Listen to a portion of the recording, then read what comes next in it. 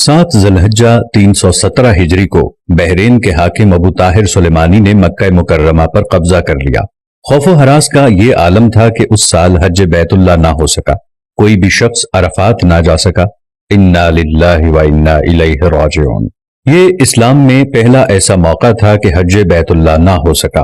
اسی ابو طاہر نے حجر اسود کو بیت اللہ سے نکالا اور اپنے ساتھ بحرین لے گیا۔ پھر بنو عباس کے خلیفہ مقتدر نے ابو طاہر سے معاہدہ کر کے فیصلہ کیا اور 3000 دینار دیا اور حجر اسود خانہ کعبہ کو واپس کیا گیا۔ یہ واپسی 339 کو ہوئی، گویا کہ 22 سال خانہ کعبہ حجر اسود سے خالی رہا۔ جب فیصلہ ہوا کہ حجر اسود کو واپس کیا جائے گا تو اس سلسلے میں خلیفہ وقت نے ایک بڑے عالم محدث عبداللہ کو حجر اسود کی وصولی کے لیے ایک وفد کے ساتھ بحرین بھجوایا۔ یہ واقعہ علامہ سیوطی کی روایت سے اس طرح نقل کیا گیا ہے کہ جب شیخ عبداللہ بحرین پہنچے تو بحرین کے حاکم نے ایک تقریب کا اہتمام کیا اور ان کو بتایا گیا کہ اس تقریب ہی میں حجر اسود کو ان کے حوالے کیا جائے گا۔ اب انہوں نے ایک پتھر جو خوشبودار تھا خوبصورت غلاف سے نکالا گیا کہ یہ حجر اسود ہے، اسے لے جائیں۔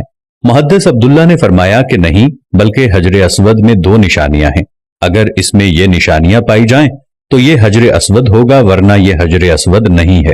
ایک تو یہ کہ حجر اسود ڈوبتا نہیں ہے، دوسرا یہ کہ آگ سے بھی گرم نہیں ہوتا۔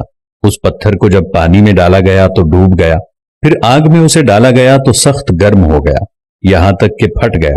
محدث عبداللہ نے فرمایا یہ ہمارا حجر اسود نہیں۔ پھر دوسرا پتھر لایا گیا، اس کے ساتھ بھی یہی عمل ہوا اور وہ پانی میں ڈوب گیا اور آگ پر گرم ہو گیا۔ فرمایا کہ ہم اصل حجر اسود ہی لیں گے۔ پھر اصل حجر اسود لایا گیا اور آگ میں ڈالا گیا تو ٹھنڈا نکلا، پھر پانی میں ڈالا گیا تو پھول کی طرح پانی میں تیرنے لگا۔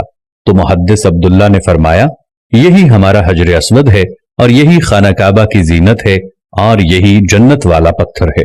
اس وقت ابو طاہر نے تعجب کیا اور پوچھا کہ یہ باتیں آپ کو کہاں سے ملی ہیں؟ تو محدث عبداللہ نے فرمایا کہ یہ باتیں ہمیں جناب رسول اللہ صلی اللہ علیہ وسلم سے ملی ہیں کہ حجر اسود پانی میں ڈوبے گا نہیں اور آگ سے گرم نہیں ہوگا، کیونکہ یہ پتھر جنت سے لایا گیا ہے اور اس پتھر کی یہ خاص خصوصیات ہیں کہ نہ ہی یہ پانی میں ڈوبے گا اور نہ ہی یہ آگ سے گرم ہوگا۔ ابو طاہر نے کہا کہ یہ دین روایات سے بڑا مضبوط ہے۔ جب حجر اسود مسلمانوں کو مل گیا تو اسے ایک کمزور اونٹنی کے اوپر لادا گیا، جس نے تیز رفتاری کے ساتھ اسے خانہ کعبہ پہنچایا۔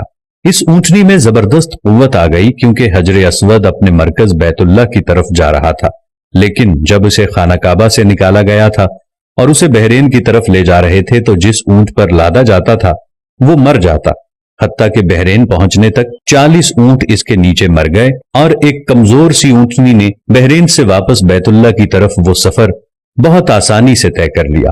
کیا خوبصورت شان ہے میرے اللہ کی، کیا خوبصورت شان ہے میرے نبی کی، اور کیا خوبصورت شان ہے اس حجر اسود کی کہ جو جنت کا پتھر ہے۔ اللہ تعالی ہم سب کو آپ